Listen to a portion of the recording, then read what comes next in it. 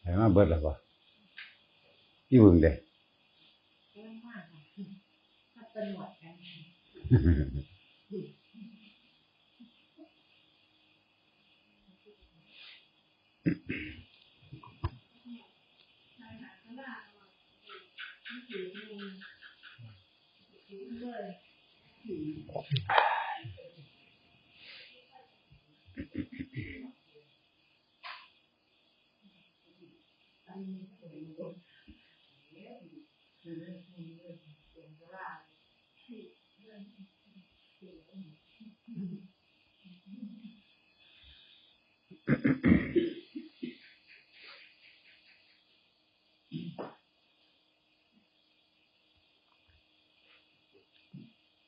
ว่าสิเว้าอันเรื่องอารมณ์จิตสุดท้ายก่อนตายล่ะอยากเน้นๆเกี่ยวกับการทรงอารมณ์การเป็นกุศลอยากเน้นเรื่องนี้ไว้หลายๆให้อยากให้ทุกคนใส่ใจไว้ตลอดเลยเน้นมากๆเด้เฮาเห็นผู้ใดตายเฮาสิเก็บขึ้นมาเตือนเจ้าของเลยเว้ยเห็นว่าความตายบ่ได้มีนิมิตหมายเด้สำหรับผู้ว่ามาภาวนาสิบ่รู้จักวิธีสังเกตเจ้าของดอก อันนี้ถ้าเริ่มปฏิบัติธรรมมาสังเกตวัตถุกอย่างทั้งไข่ทั้งไอทั้งอุณหภูมิในร่างกายเจ้าของน้ำร้อนน้ำอุ่นถือแนวใดสิเป็นไข่แนวใดสิเป็นหนาวมันสิสังเกตมันสิป้องกันไว้เอิ้นว่าสตินะสติมันสิระลึกแล้วก็ป้องกันเจ้าของได้เฮาจักหน้าถ้าว่าตอนนี้อาบน้ำบ่ได้เอามือไปจุ่มเบิ่งแล้วมันสิเย็นคนลุกเบิดจังซี่โหนี่อาบน้ำบ่ได้จังซี่โดดมันสิฮู้จักสังเกตเบิดทั้งนอกทั้งในเด้อยากเน้นเรื่องทรงอารมณ์มันเป็นกุศลนั่นแหละหรือที่เว้าตามเพิ่นก็ว่าสติสำคัญที่สุดในการปฏิบัติธรรมสติแปลว่าระลึกให้เป็นสัมมาสติได้ล่ะบ่แม่นมิจฉาสติ เน้นคำว่าสัมมาสติเมื่อมีสัมมาสติแล้วสัมมาสมาธิมันก็เป็นเองดอกของมันต่อเนื่องกันอยู่แล้วอีหยังก็ดีแม้นสัมมาทิฏฐิคือความคิดเห็นโดยถูกต้องโดยชอบธรรมนี่เป็นหัวหน้าใหญ่หมู่อยู่แล้วการทำความคิดเห็นนี่ถูกต้องกับคำสอนพระเจ้ากับชีวิตจริงแล้วค่ะประสบการณ์จริงของเฮาเองให้เอาความจริงของเจ้าของได้ออกเทียบบ่ได้เอาความจริงของไผถ้าเฮามีสัมมาทิฏฐิคือความคิดเห็นถูกต้องตามคำสอนของพระพุทธเจ้าคำว่าถูกต้องก็คือว่าเอาธรรมนั่นแหละไปเทียบเบิดทุกอย่างมันเป็นสิ่งที่กว้างขวางมากจึงให้ระลึกรู้อยู่เสมอบัดนี้ให้เข้าใจคำว่า สัมมาสตินี่ก็ให้มีความระลึกเฉพาะสิ่งที่เป็นดีๆมีอนุสติ10อย่างมันบ่ไปไสดอกส่วนมากข้างวนแต่เฉพาะเรื่องการทำบุญทำทานการทำทานการสวดมนต์ทำวัดมื้อนี้ที่วนอยู่นี่เป็นเสียส่วนมากว่าความตายนี่บ่ได้มีนิมิตหมายมาบอกผู้ใดก่อนถ้าบ่แม่นพวกปฏิบัติธรรมแล้วก็เป็นผู้มีสัมมาสติมากๆถ้าผู้มีสติมากๆนี่สิระลึกรู้เด้ตามธรรมดาแล้วกรรมนิมิตนี่สิเกิดขึ้นก่อนคนที่สิตายใน7 มื้อทุกคนบ่ว่าคนที่ปฏิบัติหรือบ่ปฏิบัติก็ตามตรงที่ว่าเขาบ่ได้สังเกตอย่างใดคนทั้งโลกมันสิเป็นมิจฉาสติเสียส่วนมากคนทั้งโลกคิดถึงความอยากได้อยากดีอยากมีอยากเป็นนี่คือคนทั้งโลกสิไปคิดไปแบบนี้ บัดนี้มันก็เลยอยู่ในอำนาจของอวิชชาคือความบ่รู้นั่นเองอวิชชาสิคลุมความรู้สึกนึกคิดเอาไว้เบิดมีแต่เฮ็ดให้อยากได้อยากดีอยากมีอยากเป็นในกองการกิเลสทั้งหลายตัวละเอิญว่ากิเลสวัดกิเลสวัดนี่มีอย่างแน่วัตถุสมบัติทั้งที่มีวิญญาณมีอย่างล่ะสัตว์เลี้ยงต่างๆแม่นเบิดล่ะเอิญว่าวัตถุสมบัติที่มีวิญญาณแม้กระทั่งลูกผัวเมียพ่อแม่ปู่ย่าตายายก็ตามก็เข้าใจถือว่าเป็นสมบัติของเจ้าของเบิดสมบัติที่ไม่มีวิญญาณนี่2 อย่างที่ไม่มีวิญญาณก็เลือกสวนไร่นาเงินทองพวกนี้มันสิมีอยู่ความคิดอยู่2 อย่างนี้เท่านั้นแล้วก็เกิดความรู้สึกอยากได้ปรารถนาใคร่ ใคร่อยากได้อยู่เลยเนี่ยออกความรู้สึกสิมีพูดถึงพวกมิจฉาสติที่บ่มีที่บ่แม่นสัมมาสตินี่คนพวกนี้ ก่อนที่สิตายก่อนในที่เขาคิดถึงสิ่งใดที่เขากำลังอยากได้หรืออารมณ์ใดที่เขากำลังคิดถึงตามธรรมดาแล้วอาศัยความนึกคิดตึกตองซะก่อนเมื่อมีความนึกคิดตึกตองแล้วอารมณ์เกิดขึ้นเมื่อภายหลังและปรุงแต่งไปในทางที่พอใจก็บ่พอใจ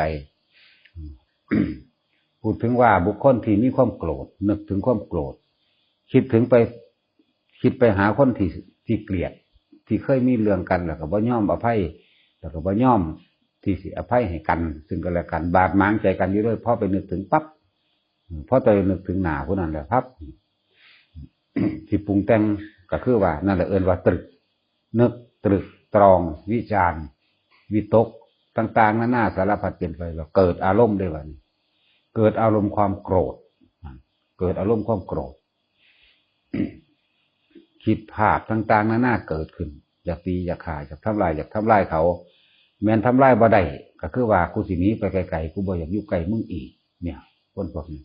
มีพวกอารมณ์โกรธแต่ว่าเวลาเขาสิตายเขาสิมีอารมณ์กังวลเล่าร้อนกระวนกระวายแล้วก็สิเกิดนิมิตอันเกิดขึ้นคือส่วนมากสิเป็นภาพไฟเห็นไฟเป็นไฟที่ว่าเข้าใจใหม่อยู่เลยจักใหม่มองไหนนี่เขาสิบ่ฮู้จักว่ามันคือเห็นแต่ไฟเห็นแต่ควันไฟหรือเห็นพวกรู้สึกว่าถูกทุบตีทรมานนี่มันสิเป็นภาพจังสั่นเป็นคณะมาเรื่อยแต่ว่าเขาบ่รู้โตเดี๋ยวพวกนี้สิกระวนกระวายกับการไประบายอารมณ์ให้ผู้นั้นผู้นี้ฟังนี่สืบต่อเนื่องได้พวกนี้สันตติอารมณ์โกรธสืบต่อเนื่องอีกบ่ว่างคิดที่หน้าหำห้อนอยู่หันแหละแม้กระทั่งเขามานอนแล้วก็คิดจนว่าร่างกายมันเพลียเรารับไปเองเมื่อรับไปเองเราจิตทำงานต่อไปนั่นความรู้สึกนึกคิดนั่นแหละทำงานต่อไปอีกแต่ก็ไปฝันว่าได้ตีได้ขาเขามั่งเด้ฝันว่าได้ตีขาเขาจังสั่นจังสี่นี่เบิดแหละบางประเภทก็ฝันว่าเขาไล่ขาไล่ตีเหาะลอยไปแต่ว่าเป็นสาเป็นคือเขาไล่ท่านหรือถูกม้าไล่กัดจังสี่หรือตกไปในน้ำจังสี่ลอยอากาศกระซางคือมันสิเป็นคือลอยน้ำพวกเรานี่มีสิมีกรรมนิมิตจังสี่เกิดขึ้นพวกนี้พึ่งหวังใดเลยว่าไปนรกแน่นอนแต่เขาบรรลุโตบัดนี้ในระหว่างความตายนี่หรือว่านี่แหละคือขี่รถไปดีๆรถท่วมกันตูมเราไปตายเนี่ยแหละไปเลยได้น่ะบ่ได้ผ่านไผเด้ลักษณะนะจังว่ามันเป็นเรื่องที่ละเอียดละออพอสมควรในการที่สิระลึกรู้ว่าอารมณ์จิตสุดท้ายของแต่ละคนมันอยู่ใสหมายถึงว่ามันมีความรู้สึกนึกคิดอยู่กับเรื่องใดอันเกิดเป็นสามอารมณ์โลภอารมณ์โกรธอารมณ์หลงเนี่ยเขาจะหูอารมณ์ตัวนี้วันนี้ที่บอกว่าซอยในเด้อมันสิซอยได้จังไดบ่เคยเห็นไผมึงอยู่ในอารมณ์ใดเห็นบ่ล่ะไปตายโดยอารมณ์ใดอารมณ์โกรธไปนรกเลยถ้าอารมณ์หลงยังพ่อเสียนซอยเหลือกันได้อารมณ์หลงที่อยู่ในระหว่างการล่อการพิจารณาตัดสินพวกนี้อาจจะไปอยู่ในตึกเขาแหละ มันบ่ได้อยู่ในตึกดอกตึกนั้นนี่ต้องพวกเขาทำงานสารพันห้องมันสิเป็นล้านกว้างล้านนี่กว้างใหญ่สุดหูสุดตานั่งกะเสาหมองยืนกะเสาหมองยืนก็เป็นยืนซึ่งซึมซึอยู่หันนั่งก็นั่งเป็นนั่งกอดเข่าเหงาเศร้าเนี่ยสิเป็นเรื่องสี่พวกนี้ล่อสอบสวนล่อตัดสินลักษณะนั้นเฮาก็เลยบ่ฮู้ว่าไปซอยทางใดบ่รู้จักจะเถื่อแต่ว่าเป็นรูปร่างหน้าตาจังไดนั่นแหละที่นี่คือแยกย่อยเราความละเอียดละออให้ฟังเกี่ยวกับพวกตายด้วยอารมณ์โกรธด้วยอารมณ์โกรธบ่ได้ล่อตัดสินเด้อารมณ์ที่โกรธแค้นบ่ได้ล่อคือลงเลยพวกนี้บ่ผ่านพวกพญายมหรือนายนิรบาลเขามาเอาว่าท่านพอมันไปเอาเองแห้งโพดฟึดไปเลยพวกนี้ตายบ่ว่าสิตายในลักษณะอุบัติเหตุก็ตามป่วยตายก็ตามเฮาที่สังเกตเบิ่งในโรงพยาบาลพวกห้องเพ้อพาโวกเวกนี่ พวกนี้มันสิไปนึกคิดถึงเรื่องใดก็บ่รู้ล่ะโกรธศูนย์ให้ผู้นั้นผู้นี้เครียดแค้นดีบดีโดยความเจ็บปวดบีบลั่นแท่งของเจ้าของเองศูนย์ให้ผู้ว่าดูแลศูนย์ให้หมอพยาบาลมั่งศูนย์ให้ญาติที่ว่าดูแลมั่งใส่จิตใส่ใจเป็นอารมณ์เลยเด้อพวกนี้ไปเลยไปเลยบ่ได้รอถ้าอารมณ์นึกคิดยังว่าห่วงให้ห่วงหน้าห่วงนั้นห่วงนี้ยังพอลังไว้ได้สิลังไว้ได้บ่ได้ลงเลยลักษณะนั้นลังไว้ได้ตัวโกรธนี่รุนแรงนะจึงบอกว่าให้พยายามดับความโกรธให้มันได้ มันรุนแรงผลไปเลยตัวโลภกับตัวหลงนี่มันยังพอไข่ว่าอยู่ในลักษณะว่าเปรตแล้วก็ระวังเปรตระวังเดรัจฉานระวังล่อการตัดสินอยู่นะพวกนี้แต่ตัวโกรธนี่รุนแรงมากนะคนเฮาเวลาได้ดังใจมันสูญขึ้นมาเลยเด้เป็นไฟใหม่เจ้าของเองนี่คือพวกตายในอารมณ์โกรธสิเห็นนิมิตหรือเอิ่นว่ากรรมนิมิตก่อนที่สิตายในภายใน7 มื้อนั้นสิเห็นภาพไฟเห็นภาพถูกทรมานเห็นภาพถูกตีเห็นขาแต่ว่าบ่รู้ได้ว่าเป็นเจ้าของเพราะว่ามันบ่เคยภาวนามันสิเป็นคือสัตว์อื่นคนอื่นนะบ่รู้พวกนี้นั่นแหละ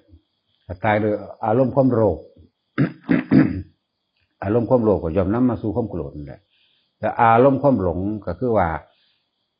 เป็นห่วงให้ห่วงหน้าของเจ้าของอยู่เป็นห่วงลูกเจ้าของอยู่เป็นห่วงญาติเจ้าของอยู่เป็นห่วงเรื่องเล่าต่างๆที่มันบ่ทันได้ลงใจเป็นห่วงนึกคิดห่วงนั่นห่วงนี่อยู่ตลอดพวกนี้ยังพ่อลังไว้ได้พวกนี้ บ่คือโกรธนี่ลงยังแห้งเด้อโกรธลงยังแห้งนี่แหละมันเป็นเรื่องที่ละเอียดอยู่ว่าถ้าลักษณะนี้ยังวนเวียนถ้าผู้เพิ่นเก่งแล้วเพิ่นสามารถลังไว้หรือเอามาแก้ไขได้พูดถึงลักษณะว่าคนที่บ่จักหยังอารมณ์พร้อมโลภแต่ว่าบ่ถึงกับโกรธลักษณะโกรธบ่ถึงขั้นนั้นแต่อยากได้แห้งอยากได้อันนี้อยากได้หน้าทงนี่หรือไปลักเอาของเขาเห็นอันนี้แล้วหาวิธีวนเวียนเอาไปลักเอาของเขาอารมณ์โลภตัวนี้เฮ็ดจังได๋เนาะกูสิได้เนาะคิดไปคิดมาบ้าซ่อมเบิ่งอยู่หั่นเนี่ยซ่อมหาวิธีที่สิเอานี่เป็นอารมณ์โลภบ่ทันได้ถึงขั้นโกรธพวกนี้ บ่มีแนวกระทบกระทั่งกันจะหาวิธีสิเอาลักษณะนี้กรรมนิมิตสิรู้สึกว่าเห็นพวกผอมสูงใหญ่ยาวมั่งโตดำมั่งบ่มีเสื้อผ้าใส่มั่งย่างสวนกันแบบดำม่อมแม่มมั่งว่าเห็นพวกเปรตนั่นแหละแต่ว่าบ่ฮู้ว่าเป็นเจ้าของพวกนี้ซึมหาเศร้าหุ่นเศร้าพี่อยู่ เศร้าอยู่เศร้าใหญ่เป็นกรรมนิมิตอันนี้ พวกนี้เป็นยังดีอยู่ว่ายังพอได้สอบสวนอยู่ก่อนที่จะไปแต่ว่าลักษณะนี้คำว่าก่อนที่สิสอบสวนหรือว่าก่อนที่สิเป็นถ้าผู้เพิ่นทรงอภิญญาญาณทั้งหลายนี่เพิ่นสามารถแก้ได้เพิ่นก็แก้ให้อยู่พูดถึงว่าผู้บ่เคยเข้าวัดบัดนี้เพิ่นบ่แก้บ่ได้อันนี่คือไปปุ๊บนี่ก็ได้ตัดสินแล้วก็คือว่าได้ไปสู่ความเป็นเปรตเนี่ยอีกประเภทนึงบ่มากบ่น้อยบัดนี้แต่ว่าไปในทางที่ว่าอกุศลมากนั่นแหละอาจสิส่งไปเป็นเปรตมั่งเป็นสัตว์เดรัจฉานมั่งเนี่ยหรือเป็นสัตว์นรกมั่งคือกันแต่ว่าบ่ถึงขนาดถึงว่าอารมณ์โกรธรุนแรงเก็บเป็นความรู้สึกพร้อมสูญสั่นอยู่เลยห้องโวกเวกคนพวกนั้นสิรู้ในเจ้าของ ประเภทนี้ก็คือว่าสิเห็นป่าใหม่หม่นป่าหม่นน้ำไปเลื่อไปตามห้วยตามห้องน้ำตามทะเลไปจังซี่ได้พวกนี้ตามป่าใหม่ตามห้องน้ำเด้อพวกนี้นี่แหละคือพึ่งหวังใดว่าพวกนี้แม่นตัดสินแล้วก็คือไปเกิดเป็นเดรัจฉานไปจังซี่นี่สำหรับที่ว่าบ่มีธรรมบ่ฝึกหัดบ่ปฏิบัติธรรมบ่รู้จักเครื่องระลึกรู้อีหยังเลยบ่เป็นสัมมาสติพวกนี้เป็นมิจฉาสตินึกถึงแต่ความอยากได้อยากดีอยากมีอยากเป็นเนี่ยบัดนี้เฮาวนมาในเรื่องของสัมมาสติบัดนี้ สัมมาสติคือการระลึกชอบในอนุสติ10อย่างนั่นเองมีการนึกถึงพระพุทธเจ้าคือคำบริกรรมภาวนาเป็นต้นพุทโธพุทโธพุทโธไปเรื่อยนึกถึงพระธรรมเจ้าคือคำสั่งสอนศาสนาแนวทางการดำเนินชีวิตหรือแนวทางการที่สิขจัดทุกข์เจ้าของกำหนดรู้ทุกควรกำหนดรู้แบบนี้รู้สมุทัยเหตุแห่งทุกข์แบบนี้ควรละแบบนี้แล้ววิธีดับทุกข์ดับแบบนี้นี่การนึกถึงพระธรรมนึกถึงพระสงฆ์ก็คืออาจจะเป็นพระสงฆ์องค์ใดองค์หนึ่งที่เฮาเคารพนับถือนึกถึงเพิ่นนึกเป็นห่วงมั่งนึกอยากนั้นถ้าเอานั้นเอานี่ถวายมั่งนึกถึงว่าอยากให้เพิ่นมีสุขภาพร่างกายแข็งแรงมั่งเนี่ยอยากให้เพิ่นมีคนเข้าหาเคารพนับถือมากๆมั่งหลายอย่างแต่ในการนึกคือปรารถนาดีนั่นเอง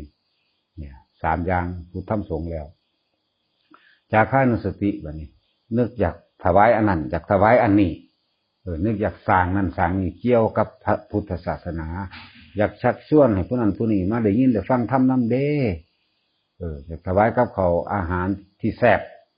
หรือว่าอยากเอาดอกไม้นี่มาบูชาพระมื้อลักษณะนี้ ก็เป็นจาคานุสติเบิดนั่นแหละอยากถวายเสื้อผ้าแม้กระทั่งว่าบ่มีหยังก็แล้วแต่นึกว่าเฮ้ยเฮ็ดจังได๋กูสิได้สร้างวัดได้อยากได้ที่ดินหม้องหันหม้องนี้เฮ็ดเป็นวัดเด้จังซี่ก็เป็นจาคานุสติภายในใจนั่นแหละคือว่านึกถึงท่านนั่นเองเทวตานุสติเด้เห็นเขาทำบาปนั่นนี่เฮาก็ดึงขึ้นมาว่าละอายต่อบาปเกรงกลัวต่อบาปนั่นแล้วก็ไหลลงไปนึกถึงศีลานุสติคำว่าศีลานุสตินี่ ก็จะเว้าเรื่องละเอียดให้จังน้อยในมือหนึ่งเฮาบ่อาจสามารถที่รักษาศีลได้เต็มที่มันก็มีข้อได้ข้อบ่ได้ในมือหนึ่งเด้ข้อบ่ได้ส่วนมากก็คือว่าข้อฆ่าสัตว์มันสิยากมากเนาะเพราะว่าคนอยู่กินอาศัยผู้อื่นเป็นเนื้อหนังเจ้าของทีนี้ ถ้าในศีล5มันบ่ได้ครบศีล4มันก็มีอยู่ถ้า4มันบ่ครบก็เอาศีล3นั่นบ่ถ้า3มันบ่ครบก็เอาศีล2ถ้า2มันบ่ครบก็เอาศีล1มื้อนึงก็ให้มันได้จักข้อ2ข้อก็ยังดีนะแต่ว่าบัดนี้คือมันต้องมีเวลาในการสมาทานโดยเจตนาให้เป็นเด้คือที่บอกไปแหละแต่ละคนน่ะเดี๋ยวสมมติว่าในเบิดมือเฮาอาจจะนุ่งเสื้อขาดคือศีลมี2ข้อมั่ง3ข้อมั่งก็แล้วแต่มันนุ่งเสื้อขาดเนาะบัดนี้เฮาตั้งใจไว้ว่ากลับไปนอนนี่กูสิสมาทานศีลสมาทานโดยจิตเจตนาว่าสิรักษาเอาจักตั้งแต่เริ่มนอนสวดมนต์ไหว้พระเอาคือเวลานอนละบ่ไปเฮ็ดหยังอีกละนี่คือตั้งจิตเจตนาเอาไว้แล้วก็สมาทานโดยศีล5เปรียบเสมือนว่าเฮาถอดเสื้อขาดนั่นหรอกนุ่งเสื้อดีนุ่งเสื้อเต็มจะบอกนุ่งเสื้อเต็มเสื้อบ่ขาดแบบนี้เอาเต็มอยู่ซั่นแล้วก็กำหนดไว้ว่าสิรักษาฮอดตี 5 6 โมงก็แล้วแต่นี่มีการกำหนดมีการสมาทานโดยตัวเองแล้วก็มีล่าโดยตัวเองพร้อมหรือว่าเลิกโดยตัวเองนั่นแหละในขณะเวลาที่เฮารักษาได้นี่เจตนารักษาได้คือเวลานอนสมมติว่าสิฮอดตี 5นี่คือเฮาเลิกไว้ตี 5นี่ล่าตี 5ไว้แล้วในขณะนอนหลับมันตายไปศีลตัวนั้นพาไปสวรรค์ดินั่นทีนี้ความต่างกันเห็นบ่ เพราะว่าอย่างเจตนาเป็นตัวกรรมเจตนาตัวนี้แหละเป็นที่อื่นว่ากรรมอันใหญ่ที่สุดก็คือขึ้นจากเจตนาสะก่อนมันเลยเปลี่ยนไปนั่นศีลจึงส่งไปสู่มนุษย์และเทวดาเท่านั้นเองเบิดมือเฮาบ่ได้ครบอาจจะมีอยู่2ข้อแต่ว่ามาถึงเวลานอนนี่ตั้งใจเอาเต็มที่เจตนางดเว้นเต็มที่ว่าตายในขณะนอนดีไปเลยสวรรค์แต่งสั่นบ่สวรรค์กับมนุษย์เนี่ยก็ยังมีโอกาสได้กลับตัวใหม่เห็นป่ะเดี๋ยวจะว่าคนบ่มีปัญญารักษาบ่เป็นหรอกหินนั่นน่ะเพราะว่ามันสิค่ากังวลตั้งแต่ว่ามื้อวานก็ค่าอันนั้นรักอันนี้เนาะ เราย้ายล่ม จะว่าให้ทุกคนตั้งใจดีๆงดเว้นดีๆให้เป็นผู้มีสัมมาสติอันนี้เฮ็ดบ่ได้เฮ็ดอันนี้อันนี้เฮ็ดบ่ได้เฮ็ดอันนี้อันนี้ระลึกบ่ได้เฮ็ดระลึกอันนี้เนี่ยคือให้ระลึกถึงเฉพาะสิ่งที่ดีๆ เป็นอนุสติ10อย่างเป็นอนุสติเป็นสัมมาสติ10อย่างนี่แหละแต่เฮาพอมีเวลาบัดนี้เฮาก็มานึกถึงลมหายใจเข้าออกคือการภาวนานี่เอง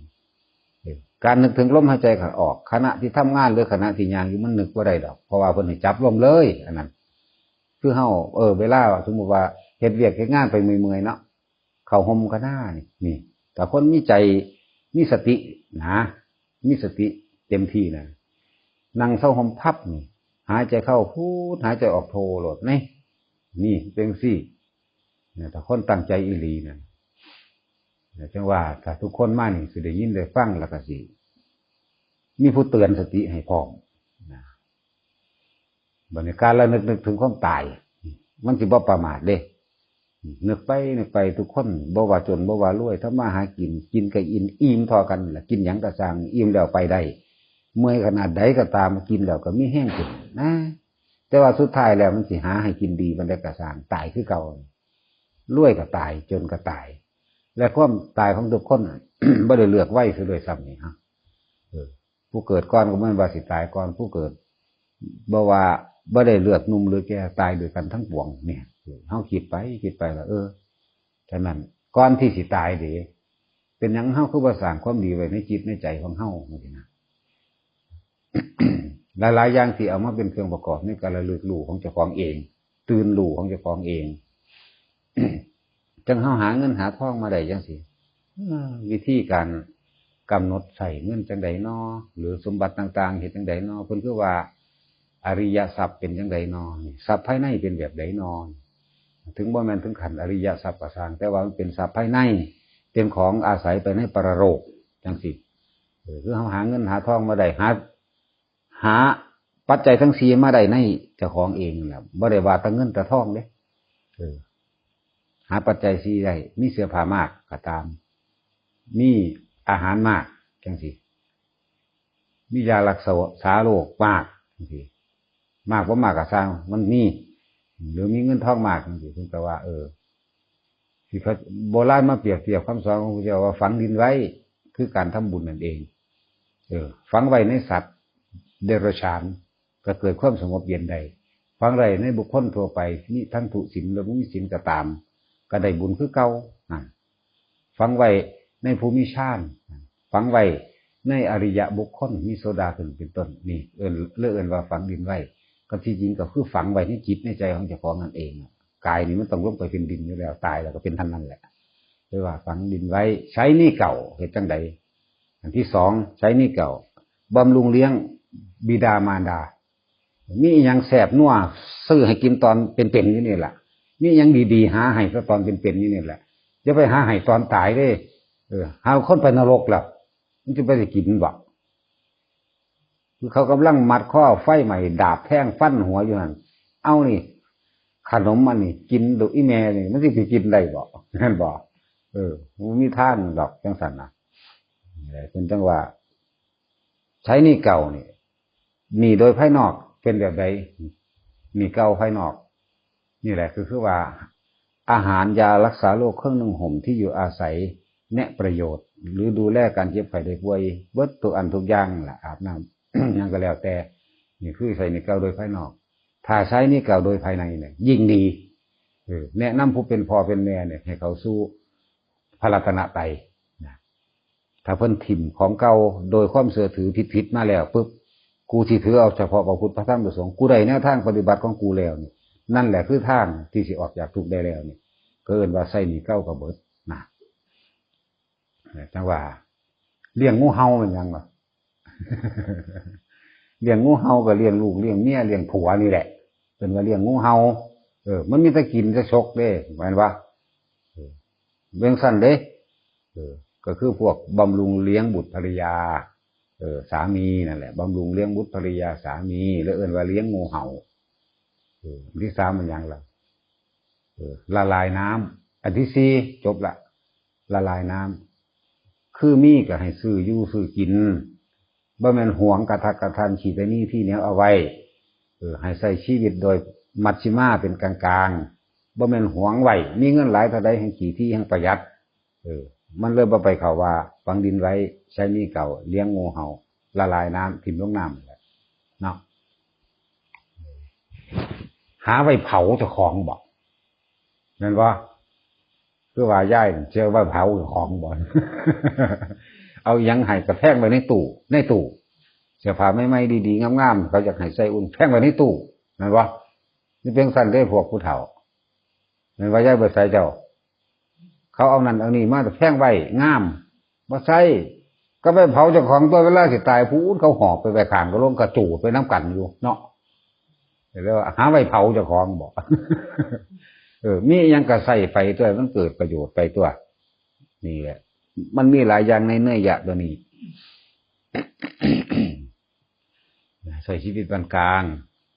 อย่าไปอดไปยาจอเกินไปแล้วก็อย่าสุรุ่ยสุร่ายจนเกินไปนี่ให้มันพอดีนะหรือเจ็บไข้ได้ป่วยยังสิอดเอาบ่ไปดอกแต่ว่าเงินมีอยู่บ่หังบ่ไปยันเสียเงินแม้กระทั่งลูกเต้าเล่าหลานเจ็บไข้ได้ป่วยจังสิแพงเงินแต่ของบ่ไปก็มีเด้แนวนี้ก็มีแหละคือมันเลยบ่เป็นกลางบ่เป็นพอประมาณยังก็ดีให้ใช้ชีวิตพอปานกลางว่าสุดท้ายแล้วความตายบ่มีไผเอาหยังไปได้บางคนเอาไปฝังไว้น้ำดินน้ำดอนบวกกินก็มีเนาะคนหลักเอาก็มีเบิดเด้อย่าลืมเด้เทวดาลอยเอาก็มี เข้าใหญ่สมบัติก็มีเด้คือมันเป็นเรื่องโบราณก็แม่นอีหลี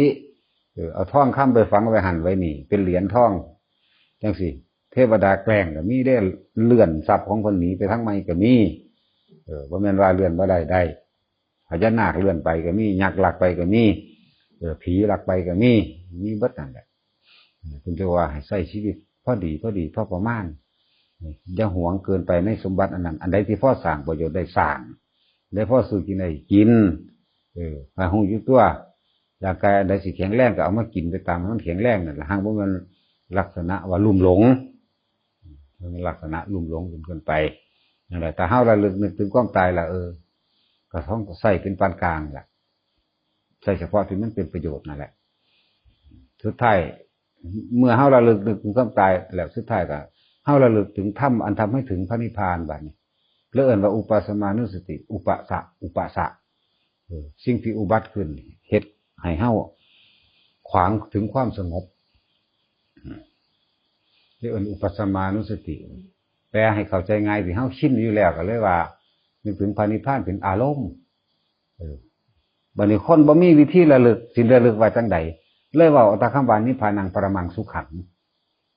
พูดถึงแล้วจังบอกคำนี้นี่บอกต้นมันเลยนี่พยายาม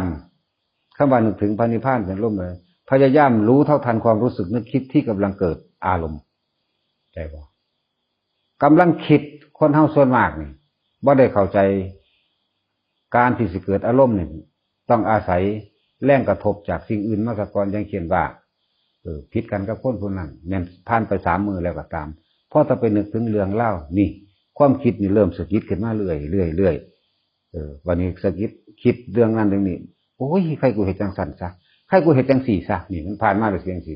เกิดความโมโหขึ้นมาเด้นี่แต่ว่าเฮาเป็นหยังคือบ่ดับความคิดแรกโลดดับความคิดแล้วก็มันก็จบล่ะมันบ่ไปไสอีกไม่เกิดขึ้นอุปะไม่ได้อุบัติขึ้นล่ะจึงว่าอุปสมานุสติ มันบ่อุบัติขึ้นแล้วมันบ่สืบเนื่องแล้วมันบ่ต่อแล้วมันบ่เป็นภาพมันบ่เป็นอารมณ์แล้วว่าดับความคิดนะถ้าดับความคิดนี่ได้มันบ่สืบต่อมันก็บ่เกิดกลายเป็นความรู้สึกที่พอใจกับไม่พอใจเท่านั้นดับความคิดตัวเดียวนี่แหละมันจะไปดับอีกอย่างอีกเรียกว่าอุปสมานุสติรวบว่านึกถึงพระนิพพานเป็นอารมณ์เขาเจ้าก็แปลถือบ่แม่นบ่ถูกดอกแต่ว่าให้อีกนัยยะนึงว่าถ้าผู้ใดอยากถึงพระนิพพานให้เบิ่งความคิดแล้วก็ดับความคิดให้ได้คำว่าดับความคิดแค่ว่ามึงคิดไปหยังเศร้าล่ะใช่ป่ะง่ายๆเด้แต่เฮาทดลองเบิ่งอยู่ว่าล่ะเวลาสิสูญมาเอามึงสิคิดไปหยังมึงนี่มันหยุดแล้วมึงนี่สิคิดไปหยังนี่มันหยุดไปแล้วอยากว่าถ้ามันคำว่ามึงก็เรื่องสิคิดไปเป็นเปิดเป็นภาพเกิดเป็นอารมณ์มาเอามึงสิคิดเป็นหยังอันนี้ยังรู้ตามอยู่เด้บ่แม่นรู้ทันเด้อมันสิเกิดดับพร้อมกันเด้อันพวกนั้นแต่ว่ามันถึงแท้นั่น ส่วนมากเขาสิรู้ตามกะเป็นประสบการณ์ในการทำให้สั่นเขารู้ตามซะก่อนที่แรกอาจจะ3 ชั่วโมงจังคิดพอจังเศร้าบอกว่าถ้า3 ชั่วโมงก่อนนะ3 ปีบ่าบ่ได้ยินฟังธรรมะแน่นอนฮอดเข้ากระดูกดำเขาสิว่ากันจังซี่เนาะตายอย่ามาเผาผีกูเด้อนะเห็นว่าล่ะนั่นแหละพวกบ่จักหยังพวกบ่รู้จักให้อภัยเจ้าของเด้พวกนั้นตายด้วยอารมณ์โกรธเกลียดเครียดแค้นฝังใส่กันเกิดเป็นเจ้ากรรมนายเวรกันเด้ อย่าลืมเด้อเวลาใดก็สร้างเวลาเฮานึกคิดหวังทำร้ายบุคคลผู้นั้นโกรธเกลียดเขายังรุนแรงแม้ถึงขั้นว่าเฮ็ดหยังเขาบ่ได้กูบ่อยากอยู่ใกล้มึงนั่นวะกูสิหนีไปอยู่พุ่นอยู่พี่ที่ไหนได้ก็อยู่กับเขาเข้ากำลังอยู่กับเขาเด้จักว่าอยู่ในไสถ้าบ่อยู่ในใจนั่นว่าล่ะอยู่ในใจอยู่ในเป็นอารมณ์แล้วเกิดความรู้สึกร้อนๆสูงเกลียดสั่งเขาฆ่าเขาบ่ได้แต่ว่าฆ่าเอาโดยความคิดตีปากเขาในความคิดเนี่ยเกิดความรู้สึกบ่พอใจรุนแรงโมโหรุนแรงอยู่ในใจเจ้าของเองกำลังอยู่น้ำเขาเด้ตายในอารมณ์นั้นไปใส่ไปนรกนะเกิดมาไปเกิดมันทำกันอีกกับอันผู้ศูนย์นั่นแหละแน่ยิ่งเกลียดยิ่งเจอบ่แม่นได้ว่าบ่เจอมันเจอเมื่อใดก็ใจเจ้านั้นเป็นผู้ไปดึงเข้ามาเองเนาะความคิดถึงของเจ้านี่คิดเข้ามาสะสมไว้บ่จักเว้นจากธรรมพระพุทธเจ้าแล้วบ่มีผู้ใดรู้จักวิธีละอันนี้หรอกมีธรรมพระพุทธเจ้าท่านรู้จักวิธีละได้รู้ได้ปฏิบัติตามได้ บ่เหลือวิสัยดอกเพิ่นสอนคนบ่ได้สอนผู้อื่นดอกนั่นแหละเฮาก็เฮ็ดได้คือกันเพิ่นวางไว้เป็นกลางๆทุกชนชาติทุกชนชั้นทุกวรรณะบ่ว่าเศรษฐีหรือยาจกบริภคขอทานปฏิบัตินำได้เบิดคนเรียนหนังสือหรือบ่เรียนหนังสือก็สร้างได้เบิดเพราะภาษานี่เป็นภาษาจริงเป็นความจริงของชีวิตบ่หาตาอ่านนี่หนังสือออกฟังกันรู้เรื่องรู้จักว่าไฟมันร้อนรู้จักว่าน้ำมันเย็นแล้วมันก็เข้าใจว่าธรรมะอันที่เป็นของไสว่านั่นแหละมันเป็นเรื่องของภาษาความรู้สึกมันเป็นเรื่องของชีวิตจริงที่เฮาผ่านมาหรือเฮากำลังประสบอยู่หรือสิผ่านพบต่อไปในอนาคตแน่ถ้าเฮามีธรรมแล้วเฮาก็ใช้ชีวิตแบบสัมมาทิฏฐิมีความคิดเห็นถูกต้องแล้วเฮาก็หาวิธีหลีกเลี่ยงของเจ้าของเองนั่นแหละ จึงบอกว่าทุกๆคนอย่าลืมให้คิดถึงแต่สิ่งที่ดีๆสัมมาสติก็นี่แหละว่าคิดถึงอนุสติ10 อย่างคิดถึงกันน้อยภายหลังตามนี่คิดถึงไป คิดถึงพระพุทธเจ้าคิดถึงพระธรรมคิดถึงพระสงฆ์คิดถึงทานคิดถึงศีลคิดถึงลมหายใจคิดถึงความตายคิดถึงหิริโอตตัปปะคิดถึงมรณานุสติคือความตายนั่นแหละแล้วก็คิดถึงอุปสมานุสติคือพระนิพพานเนี่ยมันเห็นยังกะสร้างนี่ระลึกรู้อยู่เลยให้เห็นความทุกข์ที่เจ้าของผ่านมาเห็นความทุกข์เกิดจากความเจ็บไข้ได้ป่วยมั่งเฮามาระลึกนึกถึงเรื่องร่างกายของเฮาเองนะเฮาบ่อาจสามารถบังคับเนื้อในของร่างกายได้เด้เฮาพามันไปทายไปขี่ไปเหี่ยวไปทำการทำงานเบาทั้งสั้นทั้งสีได้ทั้งนั้นแต่ว่าเฮาบังคับว่าเลือดมองนี้จงอย่าไหลอย่าปวดท้ายตอนนี้อย่าปวดเหี่ยวตอนนี้ได้อยู่บ่อย่าปวดแขนอย่าปวดหัวอย่าปวดหลังอย่าปวดเอวยุ่งกัดก็อย่าเจ็บมีดบาดก็อย่าบาดอย่าเป็นแผลเอา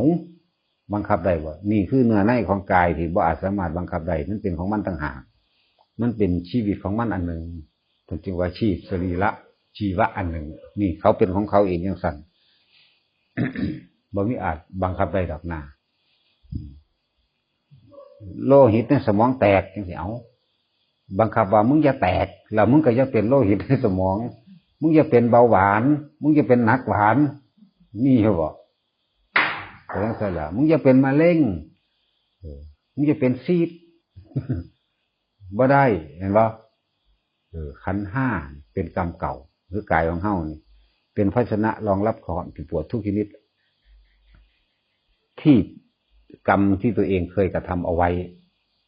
ในการก่อนหมายถึงอดีตชาติร่วมลงมาเนี่ยต้องได้รับผลของมันเบิด ที่เฮาเคยเฮ็ดไว้นั่นเองมันจึงบ่อาจสามารถที่จะบังคับได้มันเป็นภาชนะรองรับความเจ็บปวดทุกชนิดเห็นบ่อันเกิดจากกรรมเก่าถ้าเฮารู้ว่าอันทั้งเกิดจากกรรมเก่าหยังวะก็คือเรื่องของทินหานั่นเองพวกใด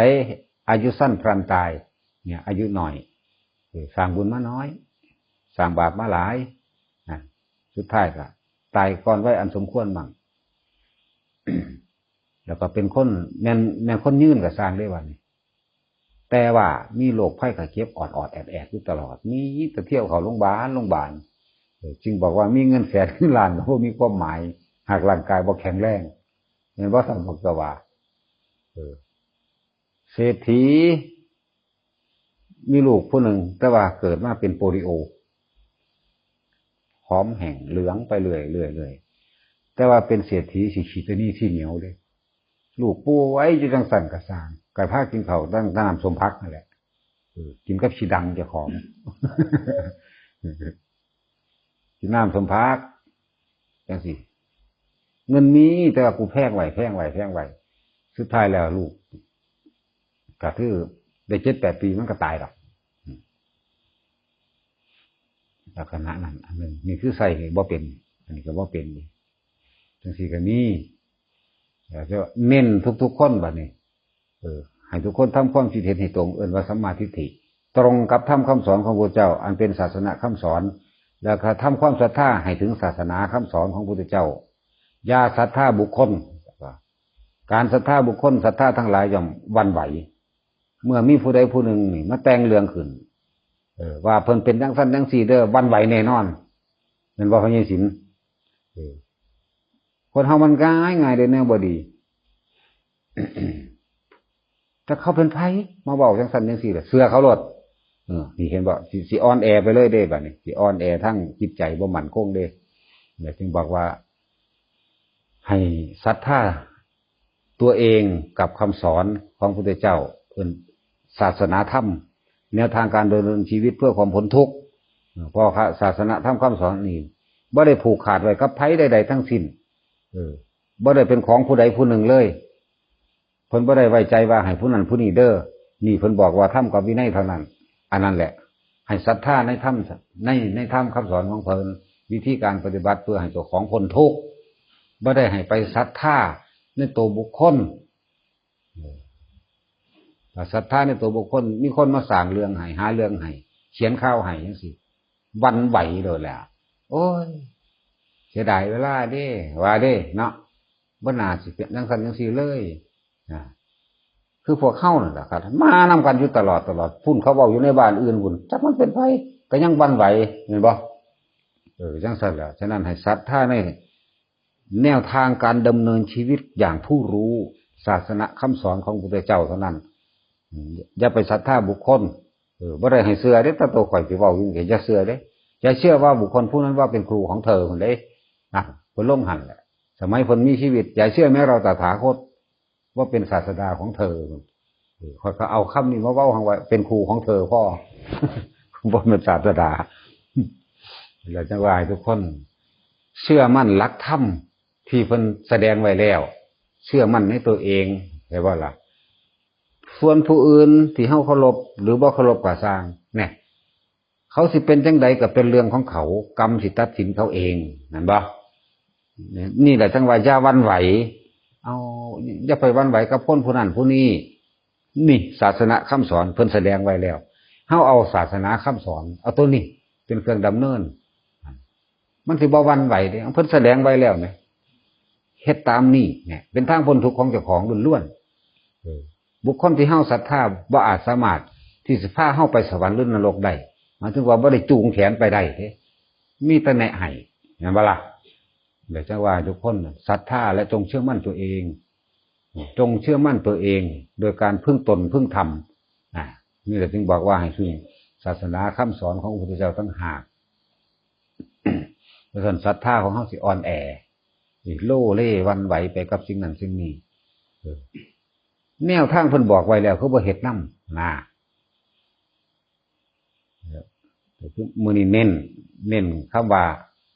ให้ทุกคนมีสัมมาสติการระลึกรู้ แล้วก็ระลึกถึงเฉพาะสิ่งที่เป็นกุศลเท่านั้นเพราะว่าความตายนี่ มันบ่มีนิมิตหมายที่เฮารู้บ่ได้บางทีมันบ่เข้าใจเด้คือฝันว่าทั้งสั่นทั้งสี่อยู่เรื่อยๆติดต่อน้องเนืองกันอยู่3 มื้อ4 มื้อก็บ่เข้าใจก็มีได้เนาะนั่นแหละทุกคนก่อนตายมันสิมีกรรมนิมิตทั้งเบิดนั่นแหละเพียงแต่ว่าสิเข้าใจเจ้าของบ่เพราะคนส่วนมากบ่สังเกตเจ้าของสังเกตแต่ผู้อื่นค่อยจับผิดจับถูกกับผู้อื่นค่อยให้คะแนนกับผู้อื่นบ่เคยให้คะแนนเจ้าของผู้นั้นเป็นทั้งสั้นผู้นี้เป็นทั้งสี่เป็นตาสั่งนั่นนี่เด้พระวัดนั้นวัดนี้ยังก็ทั้งสี่ก็ตามเนี่ยคือไปให้คะแนนเขาเป็นผู้ไปตัดสินเขาบ่ได้น้อมเขามาหาจิตใจของเจ้าของเองเขามาสู่ความรู้สึกนึกคิดของเจ้าของเอง ในการทรงอารมณ์มันเป็นกุศลกับ10 อย่างที่บอกนั่นแหละพระพุทธเจ้ามั่งพระธรรมมั่งพระสงฆ์มั่งไล่ไปเรื่อยๆจนว่าถึงที่สุดท้ายว่าตายยังได้กระสันกูไปนิพพานอย่างเดียวกูก็มาเกิดอีกนั่นแหละเป็นเพียงวันถึงพระนิพพานเป็นอารมณ์ถ้าสิเข้าถึงอารมณ์พระนิพพานน่ะคือต้องพิจารณากายพิจารณาเวทนาพิจารณาจิตกับสติอันเดียวกันนั่นแหละถ้าเป็นสัมมาสติแล้วมันจะมาหากันเองดอกจิตผู้รู้ก็อันเดียวกันนั่นแหละมันจะแม่นยำจนถึงที่สุดท้ายแหละนึกถึงความจริงของสรรพสัตว์นึกถึงความจริงของโลกนี้โดยปรมัตถะแล้วคือเป็นของบ่มีอยู่จริงเป็นสุญญตาล้วนๆโดยปรมัตถ์แล้วบ่มีไม้นี่บ่มีเสาไม้นี่บ่มีหยังจักอย่างคนนี่บ่มีจักอย่างมีแต่ธาตุเบิดแน่ไปหันล่ะสุดท้ายแม้กระธาตุมื้อนี้ก็แล้วสลายไป โดยปรมัตถสัจจะธรรมของทุกสรรพสิ่งทุกอย่างเลยย่อมเกิดดับแม้ดวงอาทิตย์ก็ต้องดับโลกนี้ก็ต้องดับภาษาหยังกับเฮามีชีวิตแค่สั้นๆนิดเดียวเองเป็นหยังเข้าคือบ่รีบพ้นควายทำแต่ความดีเอาไว้นั้นมันบ่ถึงมันก็ไปดีหน้านั่นแหละจังว่าถึงที่สุดของโลกแหละหรือว่าทุกอย่างมีหรือจนทุกคนต้องตายสัตว์ทั้งหลายเกิดมาเท่าไรตายเท่านั้นสรรพสิ่งที่เกิดขึ้นแล้ววัฏสังสารวัฏสังขารอันนี้เวียนไหวหมุนวนไปตะจุหาอันเก่าเพราะว่าความปรุงแต่งแล้วคนจังว่าอนิจจาวัฏสังขารานี่วัฏสังขารานี่ความหมุนเวียนเปลี่ยนไปที่ไม่เที่ยงแท้แน่นอนนี่ความหมุนเวียนเฮาได้ยินแต่ว่าวัฏสงสารแม่นหยังวัฏสงสารมันก็เริ่มจากวัฏสังขารไปซะก่อนสังขารทั้งหลายหมุนวนไปอยู่แต่อันเก่านี่แหละอนิจจาวัฏสังขารานี่อุปทวายธรรมิโนนี่สังขารทั้งหลายความปรุงแต่งทั้งหลายมีความเกิดขึ้นแล้วย่อมดับไปด้วยกันทั้งหมดทั้งสิ้นนั่นอนิจจาวัฏสังขาราอุปทวายะธรรมิโนอุปชิตวาวันนิรุชันติเตสังวูปสโมสุโขความเข้าไปสงบระงับดับความคิดนั่นแหละเป็นสุขอย่างยิ่งแปลเอาตรงมันง่ายๆแบบรอดเพิ่นก็ดับความคิดนี่ได้ล่ะคนจึงไปนิพพานได้คือรู้เท่าทันสิ่งที่คิดกำลังยึดกำลังติดกำลังเกิดนี่เป็นอารมณ์นึกคิดภาพจินตนาการต่างๆนั่นแหละความเข้าไประงับดับสังขารแม่นบ่ซั่นอุปัฏฐวายธรรมอุปชิตวานิรุชันตินั่นอุปัฏฐวานอุปัฏฐวานนิรุชันติเตสังวูปสโมสุโขนี่ความเข้าไปสงบระงับดับสังขารนั่นแหละคือสันตินี่ก็ได้แปลได้20 อย่างบนว่าหาแต่แปลหน้าเดียวอย่าแปลแต่นำกันหลายคือบ่มีสมองความคิดปัญญาเอาเองหลายเนาะ นี่เขาว่าลืนคู่เลยนี่เอ้าบ่ลืนมันเป็นคู่เอาเองอยู่แม่เนาะ เป็นคู่เอาเองเป็นคู่กำหนดเอาเองซะอย่าง นำตะห้อยเดียวที่จริงมันได้หลายกว่านี้คำแปลได้ก็ได้แปลวันได้ก็สร้างว่าแต่มันพ้นทุกข์ได้เนาะ ความเข้าไปสงบระงับดับสังขารในคำว่าสังขารตัวนี้คือจิตตสังขารเด้อเป็นเราสังขารไงคืออภิสังขารจิตตสังขารนั่นเองถ้าเฮาเขารู้เข้าไปในท่านในสิ่งที่เฮากำลังคิดปึ๊ดเกิดดับพร้อมกันรู้เขาอาจที่แรกอาจสิ รู้ตามซะก่อนรู้ตามไปรู้ตามมามันคอยสั่นเข่าหรอกเพราะว่ามันชินกับว่าเฮาชินที่หน้าจิตอยู่เรื่อยมันก็ท่านเองนั่นแหละมันจะไปใส่ว่าที่หน้าจิตเจ้าของนั่นแหละสติกะแม้นนึกถึงจิตเจ้าของนึกถึงความคิดของเจ้าของนึกถึงอารมณ์ความรู้สึกเจ้าของนั่นเพิ่นเลยเอิ้นว่าจิตในจิตนึกไปนึกมาที่แรกก็บ่ทัน3 มื้อจังทัน2 มื้อจังทัน1 มื้อจังทัน10 ชั่วโมงจังทันสั่นเข้าเอาไปเอามาก็แค่เสี้ยววินาทีก็ท่านถึงกันเอง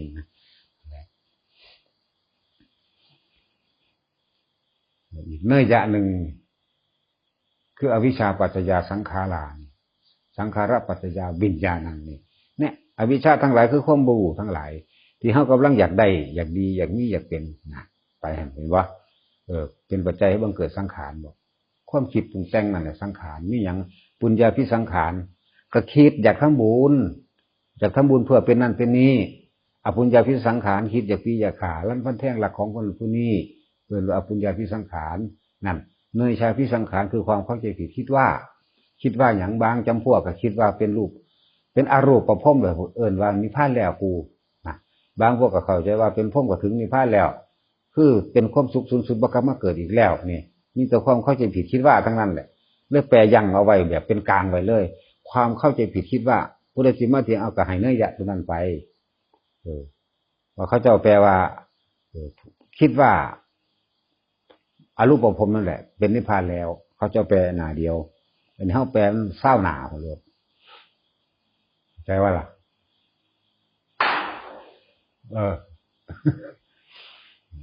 เข้าใจอยู่แต่ว่าพยายามนะให้ทุกคนเป็นสัมมาสตินึกถึงพระพุทธพระธรรมพระสงฆ์เวียนไปเวียนมาใน10 อย่างนี่เด้อ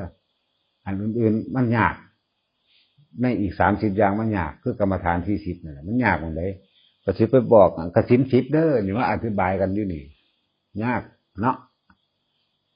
อันแนวง่ายแล้วก็ยังยากอยู่เสมอนี่เราจะท่อง2 ท่องเลยต้องหวดหาบนั่นแหละ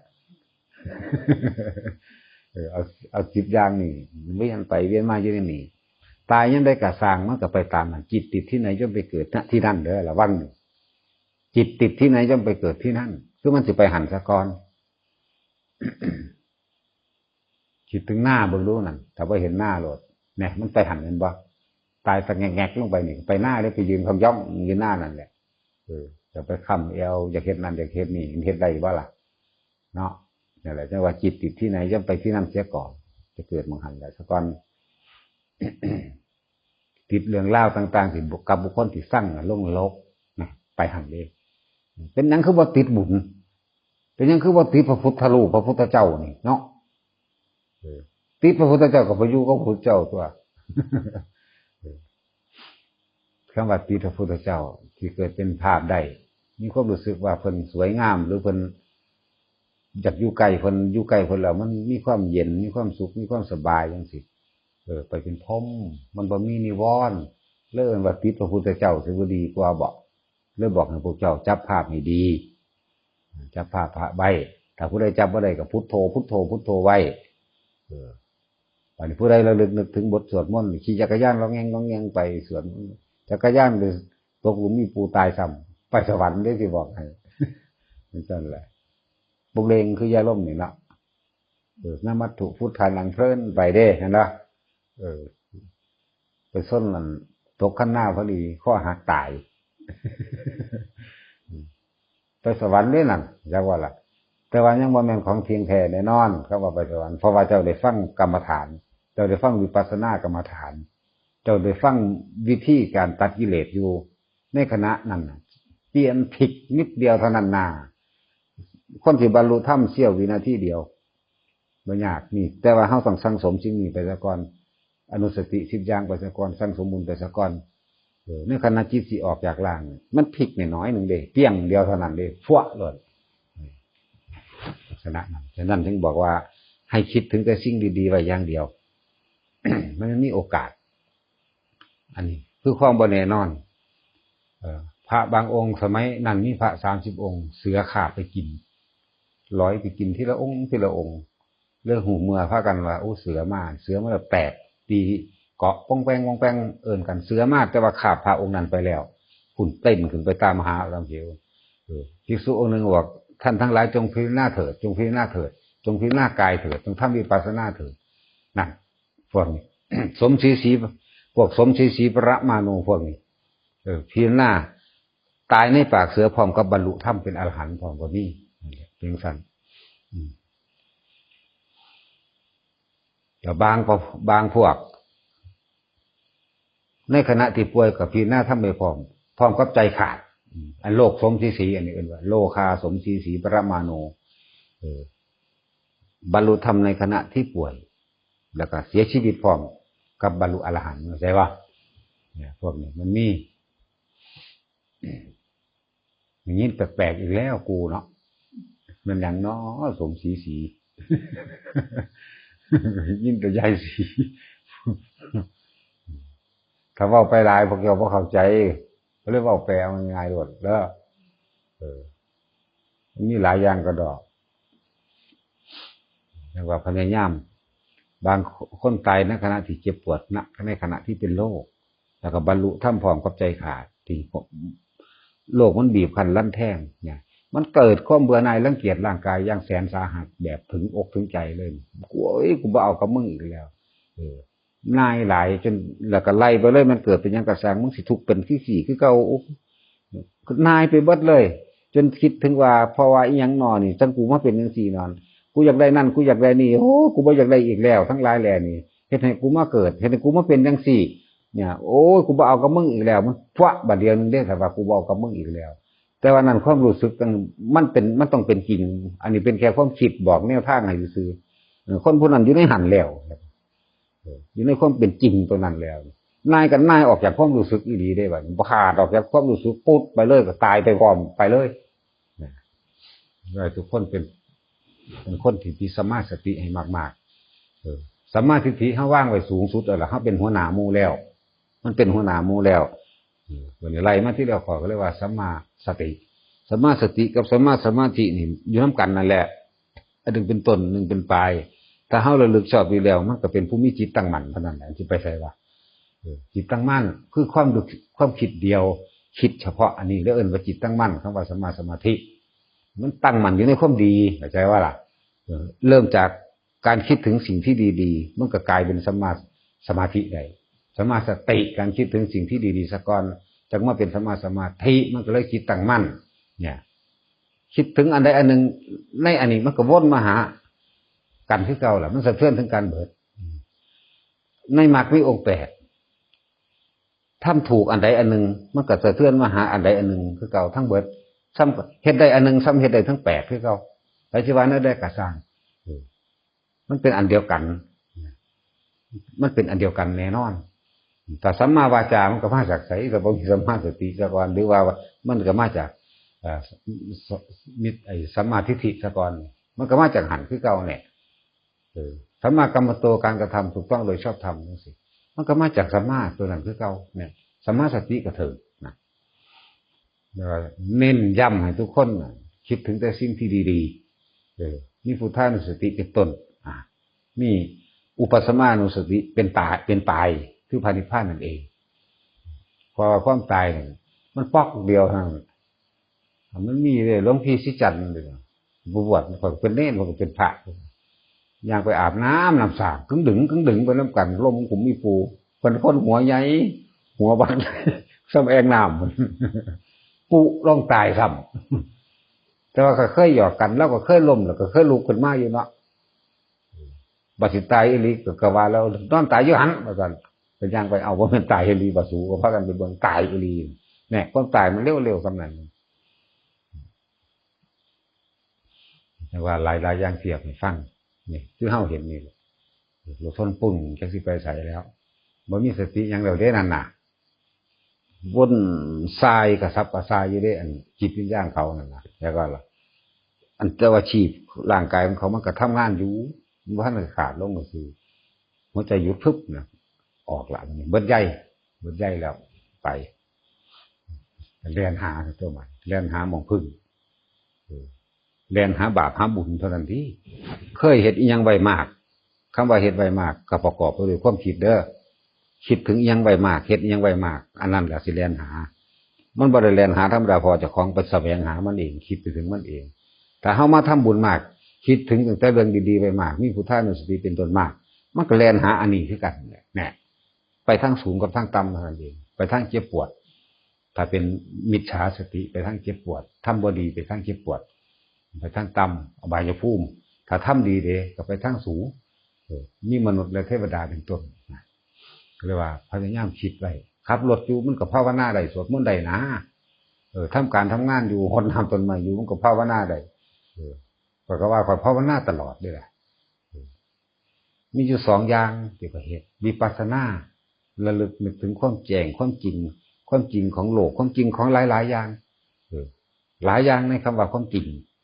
แล้วมันมีหลายนัยยะแล้วพวกเจ้าคิดถึงว่าออกเอาสำนั้นแหละเอาซ้ำที่บอกเด้อไล่ไปเบิดหอดจักรวาลแสนโกฏจักรวาลหมดเลยจริงของจักรวาลแบบนั้นจริงของจักรวาลเฮาชมพูทวีปเป็นแบบนี้มีเท่านี้มีแบบนี้ไล่ไปก็กลับมาอยู่ในบัดนี้มันเบิดแนวคิดมันไปว่าไหวปัญญาบ่ถึงก็กลับมาอยู่ในพุทโธคือกันนั่นแหละพอกับพ่อมันพุทโธแล้วจะไปพ่อมันไล่หยังนั่นล่ะเอาสมาทานซะ